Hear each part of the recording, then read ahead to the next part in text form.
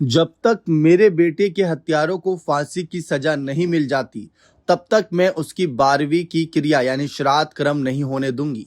भोजपुर जिले के बिलोटी गांव निवासी भरत तिवारी की कथित पुलिस एनकाउंटर में हुए जान के बाद उनकी मां आशा देवी का गहरा आक्रोश और दर्द सामने आया। रोते हुए उन्होंने सीधे तौर पर पुलिस प्रशासन और नेताओं को कटघरे में खड़ा किया।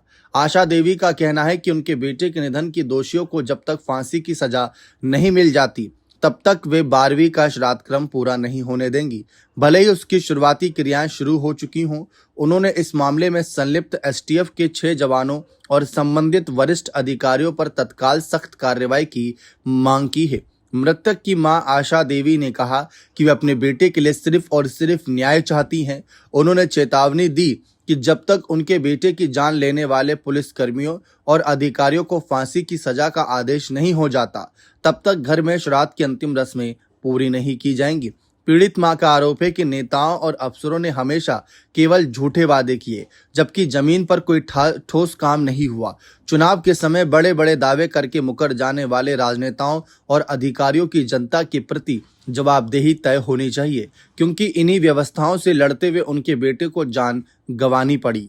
इसके साथ ही बेटे के जब्त मोबाइल में छुपे अहम सबूत की बात रखी। भरत तिवारी की मां आशा देवी ने खुलासा किया कि घटना के बाद से उनके बेटे का मोबाइल फोन पुलिस के कब्जे में है। उनका दावा है कि इस मोबाइल के भीतर घटना से जुड़े कई बेहद महत्वपूर्ण और पुख्ता सबूत मौजूद हैं, जिन्हें छिपाने की कोशिश की जा सकती है। उन्होंने प्रशासन से तुरंत उस फोन को वापस सौंपने की मांग की है।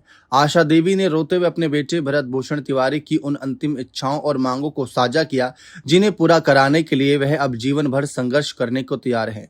जवैनिया कटाव से विस्थापित होकर बिलोटी में बस रहे लोगों की जमीन को मिट्टी से भरवाकर ऊंचा किया जाए। चुनाव में जनता से लोक लुभावन वादे कर पलटने वाले नेताओं पर कड़ी कानूनी कार्रवाई की जाए।